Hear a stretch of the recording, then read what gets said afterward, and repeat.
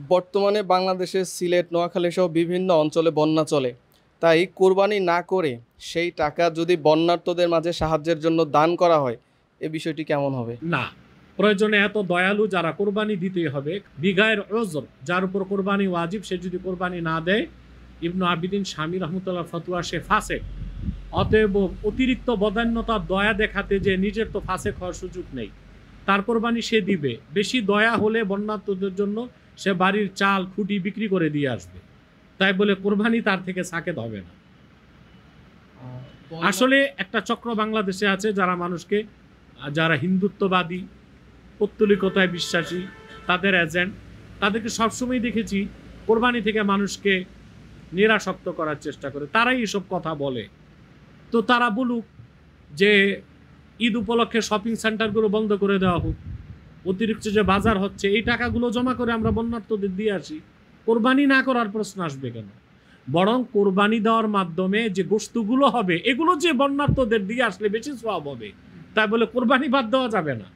বন্যার্তদের কি দিতে হবে? খাদ্য সহায়তা সবচেয়ে বেশি দরকার, আর এই বন্যার্ত অবস্থায় তাদের পুষ্টি সহায়তা বেশি দরকার।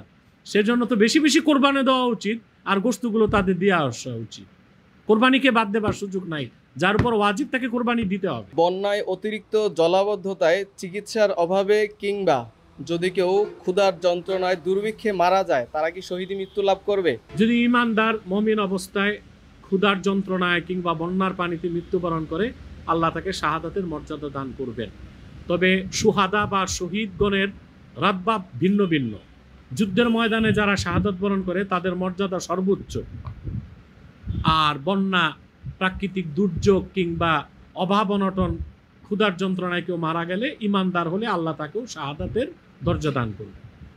বন্যার্তদের মাঝে অনেককে দেখা যায় যারা পূর্বে সম্পদশালী থাকলেও বন্যা চলাকালীন সময়ে পরিস্থিতির শিকার হয়ে তারা মানুষের কাছ থেকে সাহায্যের জন্য হাত বাড়ায়। সেক্ষেত্রে এরকম ব্যক্তিদেরকে জাকাত দিলে জাকাত আদায় হবে কিনা? অবশ্যই জাকাত আদায় হবে।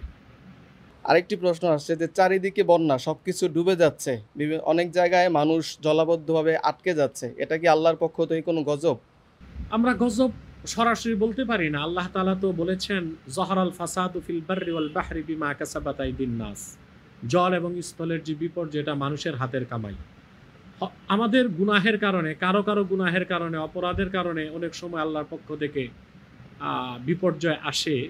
সেটাকে আমরা পুরাপুরি আযাব না বললেও এক ধরনের ইমতিহান বা আমাদের জন্য তাম্বিহ হিসেবে আমরা এটাকে এর থেকে ইবরত হাসিল করতে পারি।